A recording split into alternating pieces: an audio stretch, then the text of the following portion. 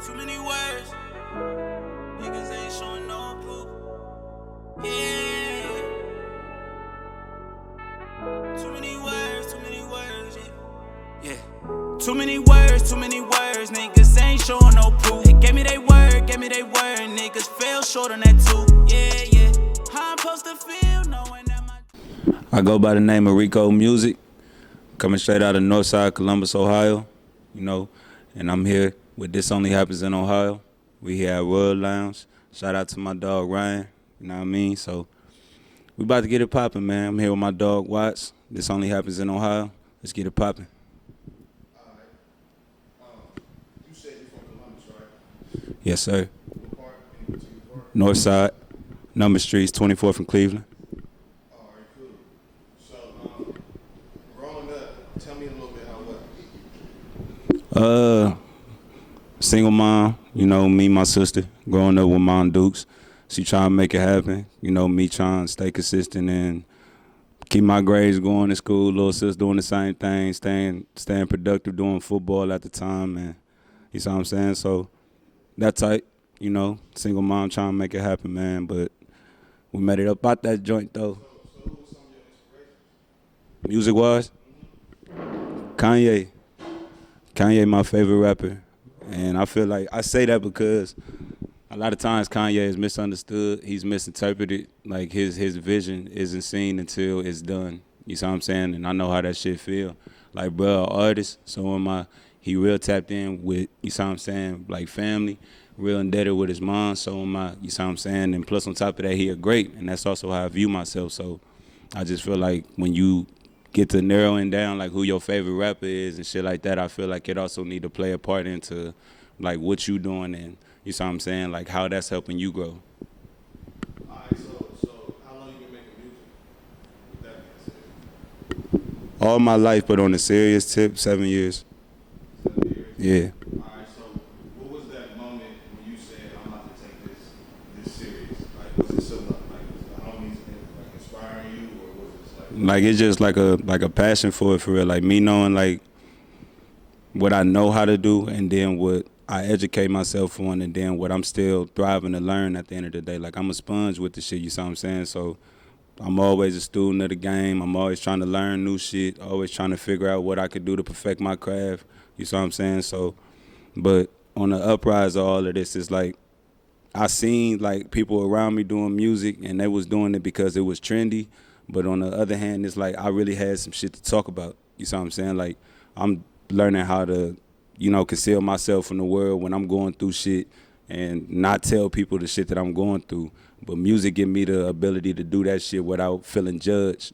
You see what I'm saying? Like I feel free when I do it. And I also feel like the shit that I'm talking about is somebody else's platform, somebody else's story, but they just don't know how to interpret it. You see what I'm saying? So I'm like that voice for them. You see what I'm saying? Like the motherfuckers who literally went from nothing to something. You see what I'm saying? Nothing to triumph.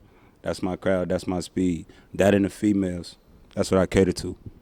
All right, so you said 7 years ago, that's like 2013. Yeah. In 2013, put me in Rico Music's shoes. What was going on with Rico Music as far as that was the time you thought about locking down? Well, at the time, you saw what I'm saying? Like, you know how we was rocking back in the day, man. Like, 1339 Manchester, for those who don't know, GMC Music Group. You see what I'm saying? Like, we started off strong, you see what I'm saying? Like, a lot of people still to this day who was with the group, they still going hard. Salute to all y'all, you see what I'm saying? Was hella niggas in that motherfucking crib. Y'all know who the fuck y'all is. But everybody kept pressing this shit, man. And but that point was really like the molding process, if you get it, you see what I'm saying? Like, that was really when I was like trying to find myself, trying to figure out who I am as an artist. I knew who I was as a person, and I was really learning, like I said, how to interpret my life into music, but do it in a way that is fluent and it don't sound forced, and I don't sound like everybody else in the process. Okay, from the time period of being, you said 1339 Manchester, up until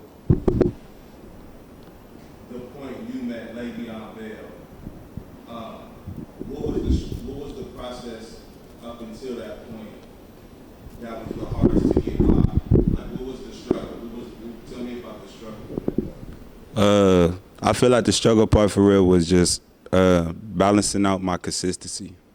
Cause like I knew that I could get a whole lot of shit done, but I was also like in a rush, in a sense, to like get a whole lot of shit out without strategy. You see what I'm saying? So I had to learn how to like pace my momentum and like be more strategic in the shit that I put out, because if it's playing, it's gonna go better. You see what I'm saying? And that's how I had to learn that, because I knew I had quality shit, but I was just so in a rush to put it out that I wasn't thinking about like just how valuable it was. You see what I'm saying? So I had to start treating my shit as such. All right. So what changed that mindset? Would it be streaming?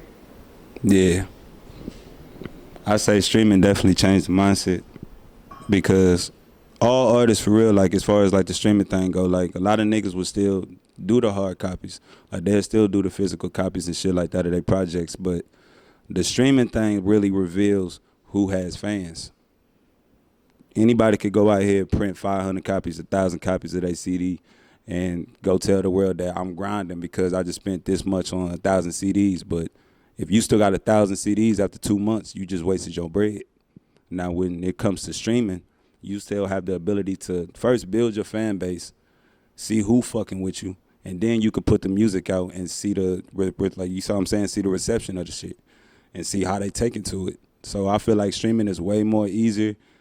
It's more business professional, you see what I'm saying? Like it make you feel like you already made it, you see what I'm saying, on the independent scale. And that's what I feel like a lot more people are starting to wake up and see, like, nigga, it's okay for me to be independent. Like, it's okay for me to not chase these labels, because I know that at the end of the day, these motherfuckers need me more than I need them. Like, these record labels, they need artists to, you see what I'm saying, like, go on at the end of the day.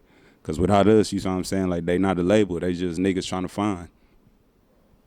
All right, so up until, after the whole 1339 Manchester thing, what was the next move after that? Like, did you soon after meet Le'Veon, or what was the temperature around that time? Like, me and Le'Veon, we moved forward. Like, I started engineering for him for a little bit and making beats for him and everything else like that. And then, like, he was going through what he was going through in the NFL and everything else like that. Like, we still cool, you see what I'm saying? Like, we still chop shit and everything else like that, man. Salute the bro, you see what I'm saying, on the Kansas City Chiefs moves too. You see what I'm saying? So big to see like what bro do this season with that. But throughout the experience though, man, like I learned a lot though, you see what I'm saying? Like it introduced me to the lifestyle, it introduced me to, you see what I'm saying, the mindset that you need to have in order to acquire like that type of money. You see what I'm saying? Like, in order to be rich, you see what I'm saying, like you have to acquire mental wealth. You see what I'm saying? Knowledge. The more you know, the more you get paid. Right. And it's like, tell me about the experience of being an engineer for an NFL football player. Like, it's a difference. It's different. It's different because, like, doing it, like, you, yeah. Being an engineer for somebody who's playing football, who's famous for something totally. Like, hell yeah. But at the same time, it's like doing it with him, I started to think about shit like when Shaq tried to do it, you see what I'm saying, and everything else like that. But these niggas ain't take it to the extent like how bro tried to do, you see what I'm saying? Like, he really had his foot in the door, labels at the, you see what I'm saying, on the motherfucking table, all type shit. He doing features with other artists, and the songs coming out, you see what I'm saying, they up there, you see what I'm saying, type shit. So he really wanted to take it a step further because he seen it like, okay, motherfuckers always tell me at the end of the day, like, I'm an athlete, so they just expect me to just run the ball all day and ignore the fact that I got hobbies and other shit that I like to do in my life. You see what I'm saying? Shit like that. Okay. So tell me a little bit about the experience with Mac Miller. I met Mac Miller first of all, rest in peace, Mac Miller. I met Mac Miller in Pittsburgh, and I was down there with Lay. And he just called Le'Veon just randomly. Like, we was at the crib playing Smash Brothers. You see what I'm saying? So he called bro and was like, man, I'm at the studio. I'm working on a new album, man. Germ was there, who's actually Wiz Khalifa's engineer. So I got a chance to, we slid on them at the studio session, got a chance to meet both of them, got a chance to see Mac Miller record. But that was, like, iconic for real, because that was, like, the first real, like, superstar. like music related that I really got to see in action. I got to see him like in that home base, you know what I'm saying, creative process. But you know what I'm saying, like when we heard about his passing and shit like that, like it fucked us up, you know what I'm saying, because we knew that he was real like excited about the project that he had coming up and everything else like that, man. So, but he a real solid dude, man. One thing like that stood out to me, like that he said the most, and he kept saying, you know what I'm saying, was that, like, dude, like this shit gotta work. You know what I'm saying? Like this shit gotta work. So I just always took that shit with me. Like this shit gotta work, bro. But at the same time, the work gotta be put in. You know what I'm saying? Work has to be put in order for shit to work. So I took that shit with me though, man. Rest in peace, Mac Miller. So tell me about because I seen that you was running around with Snottie Wild. Yeah. Tell me about how that came about. I got linked with him through one of my dudes in Atlanta. And at the time, he had told me that Team Yayo, which was Snootie's label at the time, was searching for new talent. So with him already having knowledge of my music, he pitched me to bro. They flew me out to Houston, and it was like a 3-month thing. Excuse me. And then I ended up getting him to come down to the city, you know, and did his thing like with the club promotion and doing shows in the city or whatnot.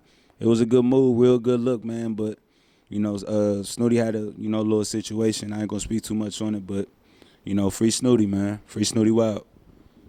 Oh, okay. Yeah, free Snottie. All right, yeah, so I seen the studio session with Le'Veon Bell, Lil Yachty, and Rico Music. Yeah. Tell me a little bit about that experience. Kind of the same experience like how we had with Mac Miller, man. Like this nigga Lay, he know everybody, bro. And his little brother is like Vontae. He a real big fan of Lil Yachty. So when one day we just looked up, it was like 8:00 at night, and we looked up and seen that bro was in the studio. I was like, by that nigga Yachty down in Paramount, and I didn't even know he had his number. He just called him, FaceTime him, pulled up on bro at the studio. It was me, Lil Yachty, Le'Veon, Tilly, who's actually QC's engineer. So you saw what I'm saying? So we all in the room, and this was around the time where Lil Yachty was working on the Glacier Boy project with Migos and Gucci Mane. So he was working on that project, you know, got some placements out. And after that was done, me and Le'Veon did a song produced by Murda Beats. Shout out to Murda Beats with QC. We got a song done. You know what I'm saying? We ain't dropped it yet, though, but that studio session was lit, though, man. Like, it's just a lot of shit, like I said, like from that 1339 house all the way up until, you know what I'm saying, that point and beyond, you know what I'm saying? Like, the more shit that started to happen for me, I know that it was going to be more shit happening, all because, like, I never stopped, you know what I'm saying, trying to progress with the shit. Like, I always try to press forward with it, man. So, yeah, all these experiences and shit that I had, like, it definitely molded my mind more than anything because I knew that, you know what I'm saying, I'm meeting these stars, but I'm a star too, so I got to, you know, maintain that mentality in order for me to keep getting where I need to get to. Okay, so tell me about the Drake experience. How did that come about? You need Drake? Club Story in Miami. We ended up in his section, and this was like the same night that he dropped the Pusha T disc. You know what I'm saying? So, and it's crazy, guy. I didn't even pull out my phone that night, but TMZ had captured the picture that I posted on my page of me and him, and I literally asked him like, "Why you do Pusha like that?" And like the nigga started laughing, bro. Like, and it was crazy. Like he dapped me after that. Le'Veon got to introduce me, telling him who I was, and he just told me like, just stay consistent with your music, man, and you know like. When me and you know, finally get in the studio, it'll be some. You see what I'm saying? So I always took that with me because, like, Drake, like, one of my motherfucking idols, dog. You see what I'm saying? Like, I look up to bro, you see what I'm saying? But I know it's going to be that time where I got to look a nigga in the eye and be like, all right, bro, so I know this song about to go crazy, nigga, but it's either you or me, you see what I'm saying, going to have the weakest verse, and I ain't going. You hear me? I ain't going, but shout out to Drizzy, though, man. Shout out to OVO.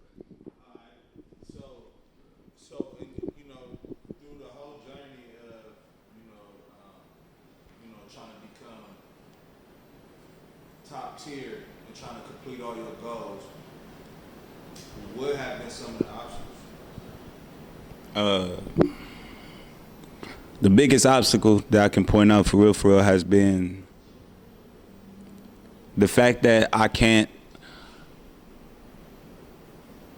I don't want to say I can't, but the fact that I felt like I didn't have like that structure behind me, cause like I already have like top tier quality about me as far as the artist, but you know what I mean. Like everybody need a team. You know what I'm saying? Like some shit you really can't do by yourself.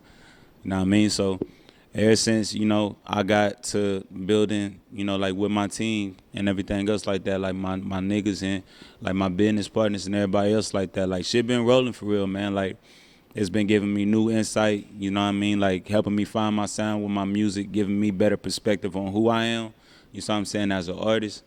You know what I'm saying? And at the end of the day, like it all correlates to just success, you know what I mean? Just me having the right things around me and the right people around me. Anybody in that situation, you know what I'm saying? Surround yourself with like-minded people and y'all gonna reach the goal.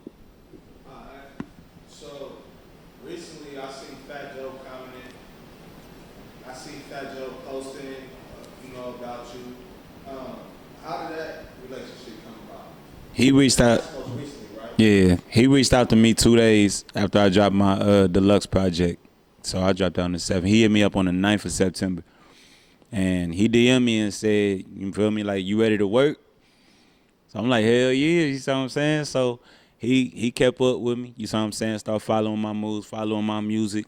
Stayed on me about promo and how to promo, you see what I'm saying? And put me on game about, Spotify playlists and the importance of reaching your fan base on there and really capitalizing on it, man. So, shout out to Fat Joe, man. You see what I'm saying? Like, he still to this day, you see what I'm saying? Like, real cool dude. And he in my corner, you see what I'm saying? So, be on the lookout, you know what I mean? Like, for more business with me and him, you know what I mean? Terror Squad, Rock Nation. So, hell yeah, man. Salute to Fat Joe, for sure. Through your journey of being an artist from the past 7 years to where you decided to pipe down and take it serious, all the experience that you gained, what can you tell somebody who's just now jumping off the porch and deciding to be an artist in this music industry? Trust your instinct. Trust your instinct. Surround yourself with people that you don't have to question. If these people are, you see what I'm saying, like on the fence about anything that you have to say in reference to your success, and like they always negative or try to shun you down, like keep that type of shit away from you. You see what I'm saying? That's the energy you don't need. And always have a plan, man. You see what I'm saying? Always have a plan. Know what you're doing it for. Have motivation. You see what I'm saying? So just a few things, man. Those is like a few things that I took with me on my journey, and it worked for me. I know everybody's journey is different, but I know it could be a whole lot more easier as long as your mental is clear. So just make sure you got them things intact and everything else will be straight for you. I drop a pigeon, let 9 go. We slap with the fake glass and white go. This only happens in Ohio.